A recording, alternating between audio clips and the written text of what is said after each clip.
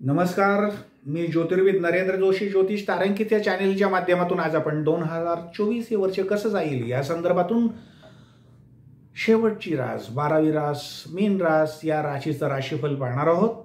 या राशीमध्ये एकंदरीतच पूर्व भाद्रपदा, उत्तर भाद्रपदा आणि रेवती या 3 नक्षत्रांचा समावेश होतोय। पूर्व भाद्रपदाची जे आहे ते 4थं चरण, तर उत्तर भाद्रपदा आणि रेवतीची 4ही चरण अशी एकूण 9 चरणांचा समावेश होतो या मीन राशी। चला तर पाहूया मीन राशीचं राशीफल 2024 हे वर्ष एकंदरीत कसं जाणार आहे। एकंदरीत व्यावसायिक हितशत्रूंवर आपण मात केल्याने नोकरी व्यवसायात एक नवीन उमेद आणि जिद्द आपल्याला प्राप्त होणार आहे।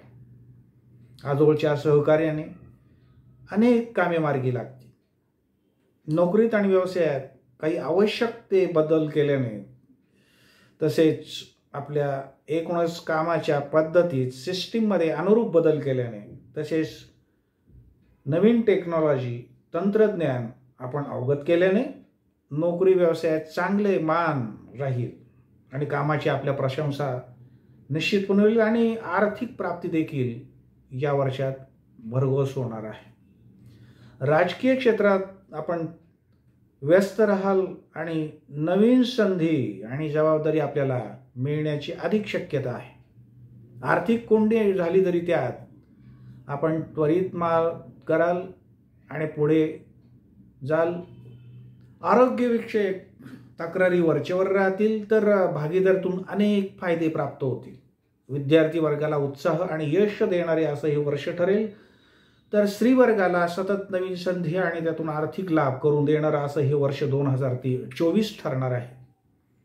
अनेकांचे विवाह जुळून येतील, तर सरकारी कर्मचाऱ्यांना त्यांच्या हव्या त्या ठिकाणी मनाप्रमाणे बदलीचे योग चालून येतील। काही जणांना परदेशी जाण्याचा योग चालून येईल, त्याचे कारण शिक्षण, पर्यटन किंवा व्यवसाय नोकरी हे असू शकतं। कला सांस्कृतिक क्षेत्रात बऱ्याच जणांना नाव आणि प्रसिद्धी मिळण्याची शक्यता आहे, तर नोकरीत व्यवसायात बऱ्याच जणांना एक वेगळ्या प्रकारची जबाबदारी मिळण्याची शक्यता आहे। तर असं हे संमिश्र असं हे 2024 हे वर्ष मीन राशीला जाणार आहे। आपण आज 12 राशींपैकी शेवटची रास मीन राशी या राशीचं राशीफल 2024 हे वर्ष कसं जाईल या अंतर्गत आपण पाहिलं। आमचे हे सर्व व्हिडिओ आणि हाही व्हिडिओ आपल्याला आवडल्यास नक्की शेअर करा, सबस्क्राईब करा, लाईक करा, जेणेकरून आपल्या आप्तेष्ट आणि मित्रमंडळींना याचा लाभ करून आपल्याला देता येईल।